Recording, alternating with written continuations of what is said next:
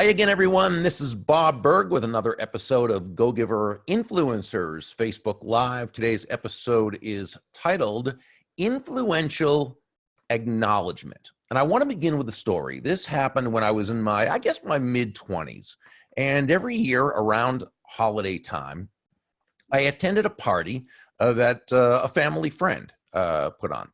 And so at this party, this particular time, there was a woman who came walking over to me. She was a friend of mine, a little more than an acquaintance, not someone that I had dated, but really nice person. But she had a friend, a man with her who was her fiance.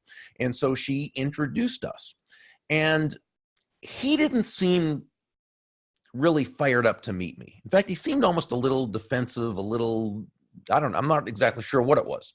But I kind of took that in stride, and I did my best just to have a pleasant conversation with the two of them while they were there.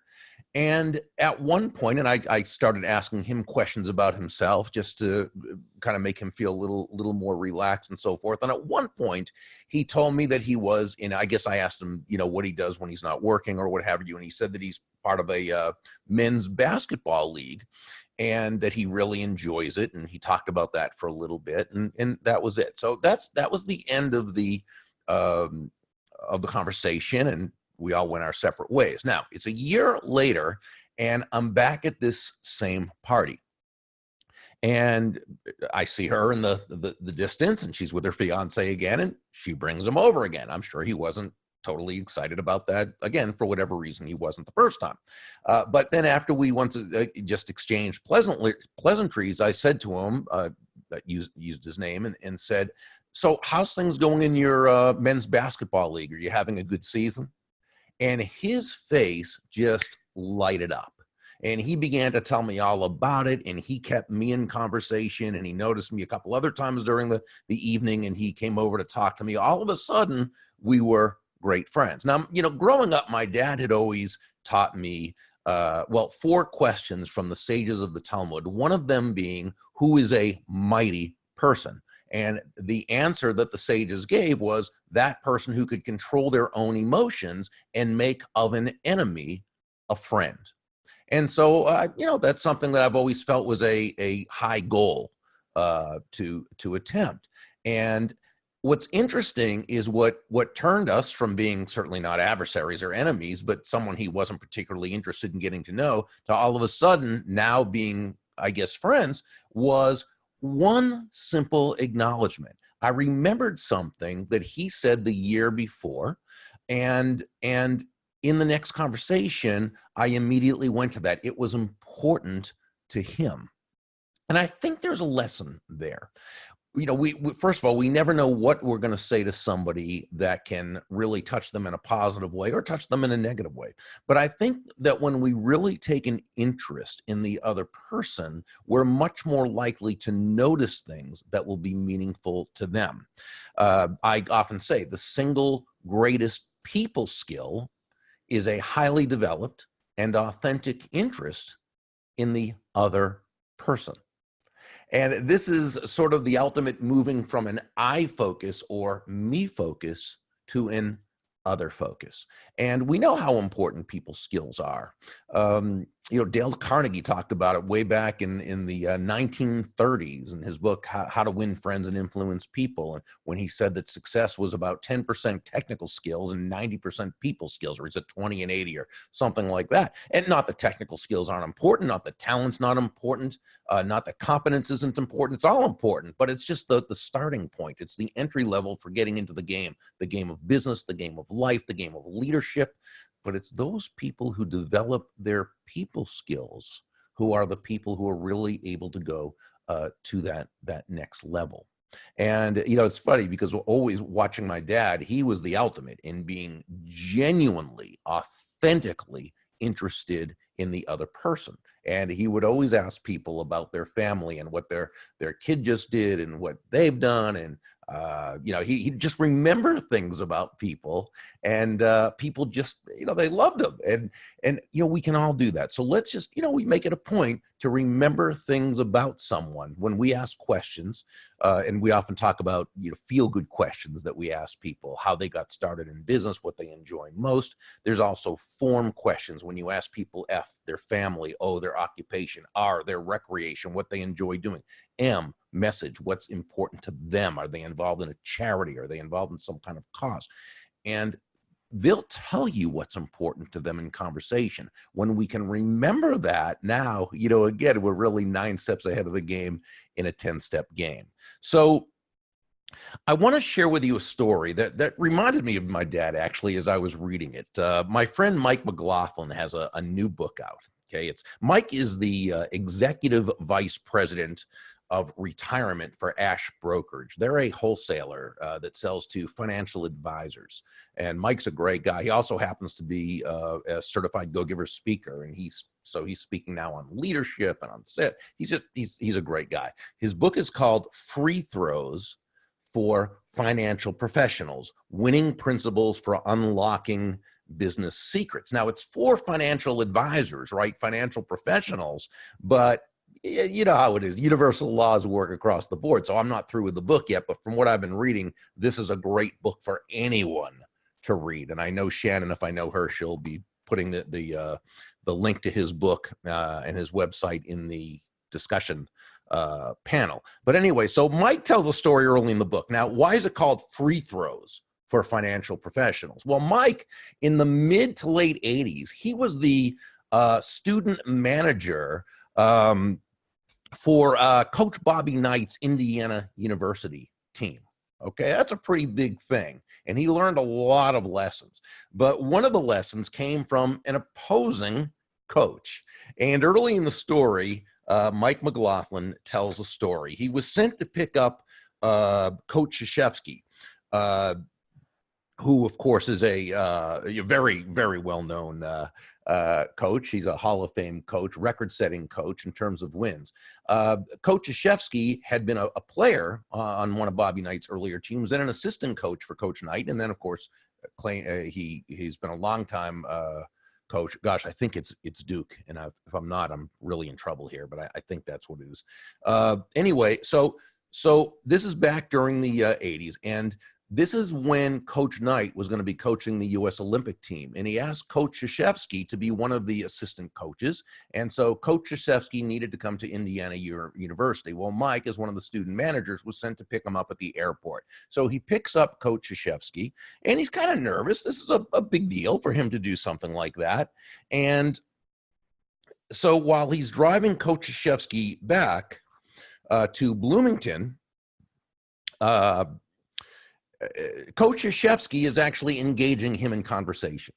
And Coach Krzyzewski's asking him all sorts of questions about school, about his family, where he was from, what's he studying, as well as what's the mood of the players who, are coming to Bloomington for the Olympic trials and so forth. So towards the end of the ride, Coach K asked me a question about how I was balancing my studies and being a student manager. Again, not, a nice question. And Mike's, again, going through this conversation in the book. So then he asked a question that, why do you want to be a basketball manager, Mike? So it was a good, real question that got Mike thinking. And just the fact that Coach Krzyzewski, rather than talking about himself or not talking at all, was asking Mike these questions. But here's an interesting thing. And here, as Mike says, my next life lesson came 3 days later. Oh, by the way, he had told Coach Krzyzewski that he had been that he was in the midst of studying for a test, for a big calculus test. Okay, and this is again during the trials while they're going on. And so my next life lesson came 3 days later. I was walking in the bowels of Assembly Hall when Coach K approached me and said, "Hi, Mike." Now, first, I was shocked that he remembered my name. Right, he looked tired. He had bags under his eyes. He'd been up all night. He'd been charged with scouting the teams of Europe, and many of the other coaches who were there were kind of a little bit snooty, a little bit full of themselves and not really as so this was really nice, just that he remembered Mike's name. But then Coach K took the time to say something to me that I remember to this day. After walking past me a step or two, he turned around and asked, "Hey, Mike, how do you think you did on that calculus test you took this morning?" 3 days earlier, Mike had told him that. And now Coach K not only remembered Mike's name, but he remembered about the calculus test. I walked toward the manager's locker room to get my assignment for the day, and I couldn't help thinking about how great it was that Coach K took the time to remember I was taking the test.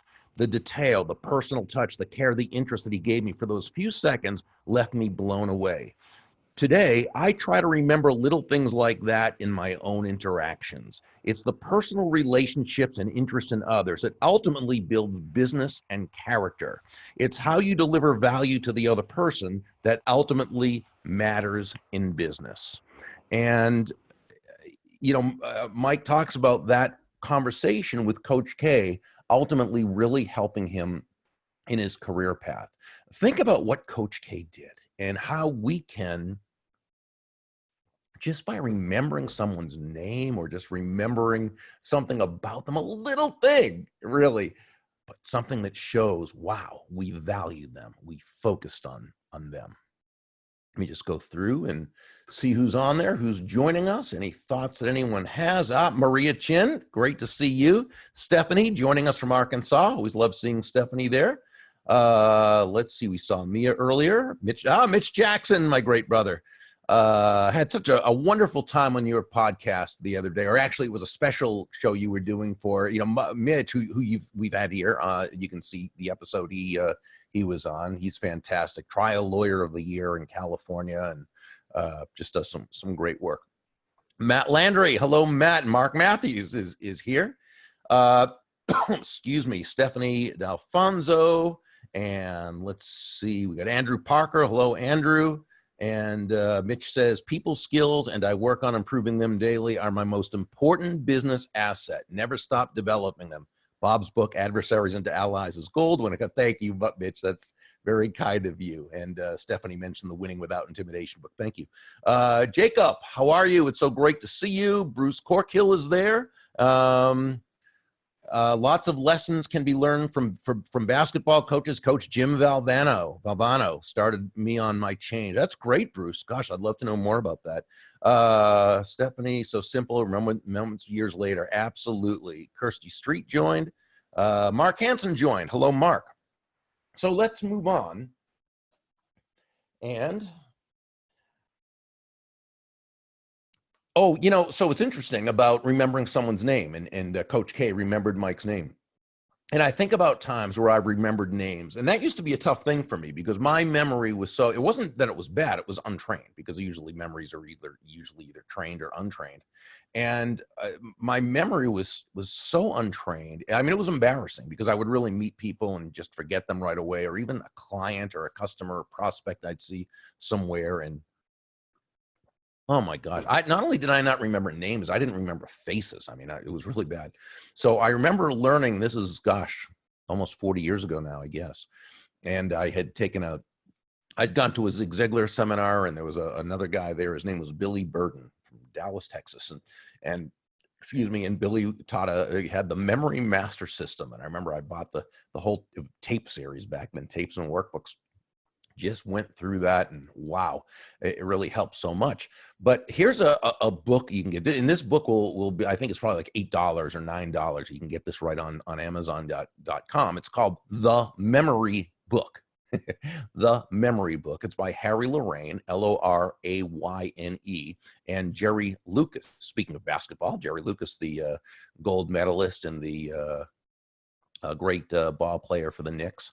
And so it's a fantastic book. And so there's all sorts of memory skills they teach, but the whole last chapter, the biggest chapter of the book, is on remembering names and faces. I'm going to tell you, when you can make that a skill that is a strength instead of a weakness, First, it gives you a lot of confidence, right? But it's also so wonderful when you can see someone that you haven't seen for a while, or maybe someone you met 45 minutes ago, right? You're at an event, a business event, a social event, you meet them, and then 30 minutes later, 45 minutes later, you're at the hors d'oeuvres table and you say, hi, Ms. Johnson, or hi, Ann, or hi, Gary, or, hi, Mr. Malashevsky, great to see you. And they're just blown away because you remembered their name. It's that little acknowledgement. It's that acknowledgement of their value, of their humanity. And remember and here's something very important once you get good at this, and what you want to do is you want to reintroduce yourself as well. So in other words, let's say it's Mary Johnson, and I let's say I just call her first name, and I say, hi, Mary, Bob Burg, we met a few minutes ago, or we met 45 minutes ago, so-and-so, so-and-so, what have you, because we don't want the other person to feel defensive, right? We don't want the other person to feel like, oh, wow, they remember my name and I don't remember theirs. They must think I'm a dummy, right? We don't want people to feel badly about themselves. So we always want to give them the out or the back door. So as we acknowledge them using their name, we also just want to make sure that we don't make them feel badly or feel defensive. Okay, so I'm messing up in my notes right here. Let me get myself back here. I'm not sure what I did. Okay. Oh, here was another good, on the this week's podcast, Mary Jane Mapes was the special guest, and I told the story. In the thought of the day, I related a story that I actually heard the same day when Mary Jane told a couple stories that I asked her to share on the podcast. It was a lesson from her mom and a lesson from her daughter. But there was a gentleman at this table. We were all at a speakers meeting in Virginia, and this gentleman told a story about when he was I guess about 14, 15, 16 years old. It was really his first job, and his manager, who was a young kid, he was at a supermarket, and the manager wasn't much older than he was. And one day, and this is his first job, okay, and the manager told him one morning when he greeted him, he said, I got bad news for you. You're probably going to be fired this afternoon. It's just not working out. Well, this just crushed the young man, because first, it was his first job. His family needed the money. He felt he was letting his family down. He was letting himself down. Well, there was another manager of another department who saw what was going on. He couldn't hear the conversation, but he saw how upset he was. So he came over. This is the other manager that had left the conversation, and he says, what's the matter? And the young man told him what happened, that he's about to be fired. And so he goes, well, let me go see what's happening. Well, he went and talked to that other manager, and it turned out the young manager was just teasing. Can you believe that? He was just kidding him. He was just playing a joke on him. And he told him, the older manager said, he said, that's just not acceptable in any way. And if you do that again, I'll make sure you're the one that's fired, not him. And he went back and told the young man, it straightened out. It was just a joke. Try to, forgive him for that. And you're doing a great job. Keep up the terrific work. Well, that was about 50 years ago. And that guy who told the story, right, who's now in his mid 60s, late 60s, what have you, he never forgot that. Never forgot that someone took up for him. Someone acknowledged him and his value and made him feel special, that someone would go to bat for him. And what it taught him, and what the lesson he always took with it, is stand up for those who are powerless, who aren't in a position to be able to stand up for themselves. Be there for others. Don't accept bullying. Now, of course, we always have to make sure that the environment's safe and that and so forth. I'm not saying, but when we can, take up for that person, for the person who is not in a position to be able to fend for themselves. What a wonderful lesson. Let's see, Jeff West. I watched you speak individually to close to 200 people in my sales team. You called them by name. Well, okay, so what happened is after I learned this system, it created a monster, because I learned how to go into audiences and meet them beforehand and remember their names. And then when I'd start my programs by having everybody who I'd met for the first time, if we got to meet each other, if we got to exchange names, please stand up. And I'd go around the room calling back their names. And what I did it, not so much to show off, although I always enjoyed that, but really just to show that anything can be done if you have a system. And we've talked here before, what is a system? It's the process of predictably achieving a goal based on a logical and specific set of how-to principles, right? And so I was showing people that if I could learn how to remember, 50 people's names or 30 people's names or however many people's names it was, you can learn this system that I was teaching, which was the endless referral system, which was the one back when I was speaking for Jeff. Jeff, who's and we're going to talk more about Jeff in just a moment, but back then, Jeff, who's now a best-selling author and speaker himself, back then he was one of the big leaders for AFLAC, and so I used to do that. I used to do that at a lot of my events. I would do the remembering their names, and even though that was the only time we even talked about memory, that became sort of the as Jay Baer would call it the talk trigger. I became known for doing that. Again, just learning a system. But really, you don't have to do a whole room full of people. Just remember one person's name, and it's a big difference maker.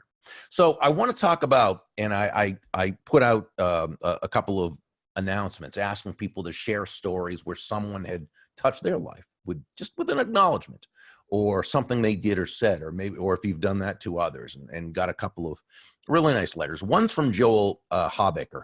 Now, I don't know if I'm pronouncing Joel's last name correctly. It's spelled Hawbaker. I always thought it was Habaker, but I've never actually asked him. He's a great guy, but we've only spoken on social media. So it's either Habaker or Habaker, Joel Habaker. And he's a professional educator in Texas. He's a teacher, as well as a soccer coach. He's also author of the book Inverted Leadership, subtitle Lead Others Better by Forgetting About Yourself. I haven't read the book yet. I have it. Looking forward to reading it. Dondi Scumaci, who's one of my great leadership heroes, who's also been on this show, she did the foreword, so it was a good book. So anyway, his reallifeleading.com is his main, is where the book is located, reallifeleading.com. His main website is speakerjoel.com. Oh, Shannon, of course, Shannon's already got that. Charles Carroll, Chef Charles Carroll of Houston has joined. And Jeff West, you're in Houston, and I don't know if you've ever been to the club where Chef Carroll is the chef. Of course, Chef Carroll, and you've heard him on our podcast. He and our own John David Mann wrote a great book, and it's killing me because I'm not coming up with the name of the book right now. Chef, will you put the name of your book and the and your URL to that? Anyway, Chef Carroll is an Olympic gold medal winning chef, multi-gold medal winning chef, Olympian gold medal winning chef. I mean, he's just amazing. So anyway, here is Joel's, here's the recipe, of course. Thank you, Linda. That's an easy one. How did I not remember that one? I just talked about remembering people's names, right? And then I didn't remember the name of a really simple title. The recipe, of course, chef, the recipe. Anyway, so here's Joel's letter. I just think this was so cool. When I was in 8th grade, I played varsity soccer for a man named Ken McIntosh. He was our coach, and I was the youngest and smallest player on the high school team. I was pretty good, but didn't contribute a whole lot to the team. But at the end of the season, Coach Mac said to me, "You really should think about pursuing soccer as a career." I thought he meant as a professional player. So I really focused on soccer in high school and even played in college. But when I got married after my sophomore year of college and stopped playing, Coach Mac's words came back to me. I realized he was right. I should pursue soccer as a career, but not as a player, as a coach. I began as a student assistant at Covenant College while I was still a student there, and I've been coaching ever since, a total of 15 plus years now. Coaching soccer has opened up doors I never imagined, from jobs at high schools to getting to coach at camps at Duke University. It allowed me to work with athletes and players from all areas of the country and of all different ages. It also continued to bring me a specific type of joy that I don't find anywhere else. It's also allowed me to spend many extra hours with my children, coaching them on various levels of soccer teams. The lessons I've learned from teaching and coaching also have formed the basis for my second career now as a speaker and author, and I often share some of these stories from the stage and in my writing. That one comment changed my life, and I've made sure to tell Coach Mac's son, Rusty, one of our assistant coaches, just how big of an impact his father had on me. What a beautiful story. And what I love about that is that when the coach told them you should really consider soccer as a career, Joel heard it as Joel wanted to hear it, that the coach was saying as a professional soccer player.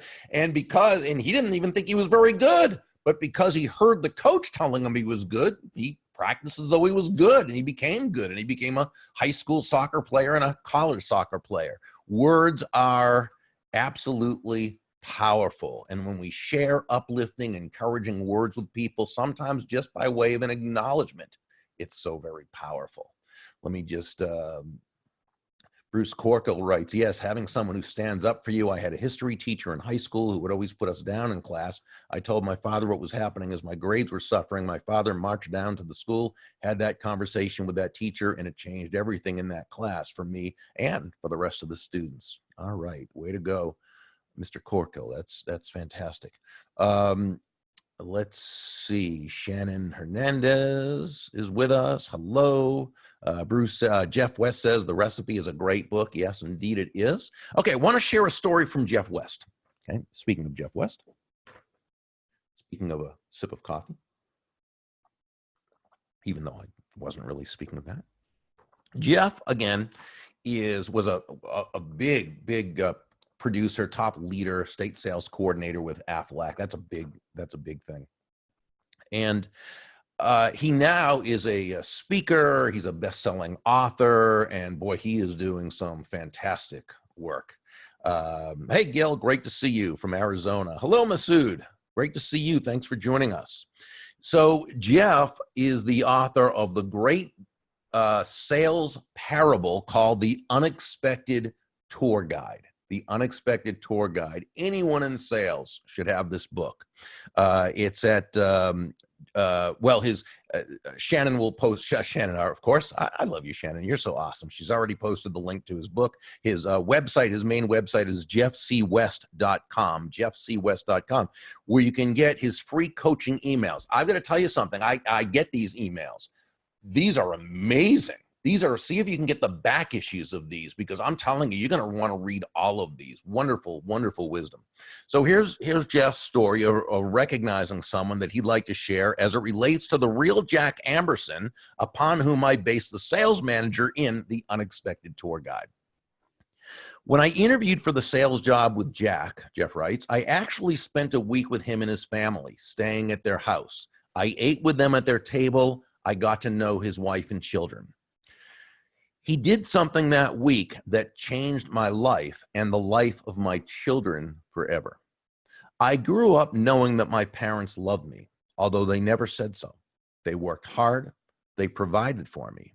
However, they were not people who actually expressed their love verbally or physically. Each morning, as we were having coffee around the breakfast table, Jack's children, Ted and Becky, would run into the kitchen and jump up into his lap. Jack gave them both hugs and kisses and said something very special to them. He said, I love you so much, and I'm so glad that God picked me to be your daddy. Watching that simple demonstration of how a father and a real man's man could be so loving and affirming to his children totally changed me. As a result, my children grew up with a dad that showed that same kind of love to them. 15 to 20 years after no longer working with Jack, I found his address. I sent him a letter recounting those days, and I told him, thank you. Because of the person you are, my children's and my grandchildren's lives will be forever changed. He called me to tell me that that letter literally moved him to tears. The call pretty much did the same for me. Since then, we've stayed in touch. And as you know, I got his permission and used his name and wrote his character into my book. He's a very good man, and I'm glad that it meant so much to him. Wow. Wow, wow, wow. What a fantastic story. Thank you, Jeff, for sharing that. Masood says, I say the same to my son, good for you. Hey, Donnie Grady just joined. Donnie's a fantastic guy.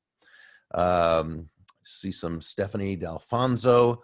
A boss many, many years ago said, sure, he thought I could get a job on the radio in South Florida. So I packed up and moved and became a successful celebrity DJ. Years later, I realized he was just giving me lip service. But you know what? On a certain level, though, he knew you had it in you. He knew. And, you know, maybe he was what we call edifying you in advance, right? But he knew there was a spark in you that could turn into that successful person that you became, Stephanie. That's fantastic. So, Joel, thank you for sharing your story. And Jeff, thank you for sharing your story. I hope you all check out their websites and their information and their books. Oh, there were a few other things, but we're actually running out of time. So I'm just going to remind you, as I always do when we end, that if you would like to join our Go Giver Influencers Facebook Live group, come on over and do that. I know that Shannon will be putting the link in there. The podcast, the Go Giver podcast, is at thegogiver.com/podcast. Hey, if you'd like, join Kathy's and my next Go Giver Entrepreneurs Academy. We limit these to 10 people. These are very high level. These are very mastermindy, but they're very much, we go really deep into your business. That's why we limit it to 10 people. It's over 2 days with a special dinner the night before. Go to GoGiverEntrepreneursAcademy.com. The next one's in January in sunny Orlando. You can bring your family if you'd like and make a Disney trip out of it as well. But you want to catch this one if you possibly can. Go to the site and check it out. And if you haven't, of course, gotten the Go Giver, the Go Giver Influencer, and all that stuff, go to thegogiver.com, scroll down, and so forth. Anyway, we are about to end. I just want to Bruce, thank you for the kind words. And Shannon did it again. Yep. And she also put the certified speaker program down there, which for those who'd like to become a speaker. Okay, listen, this has been great. We'll be back again next week with another episode. But until then, I'm Bob Burg, wishing you a great day and a terrific week. So long, everyone.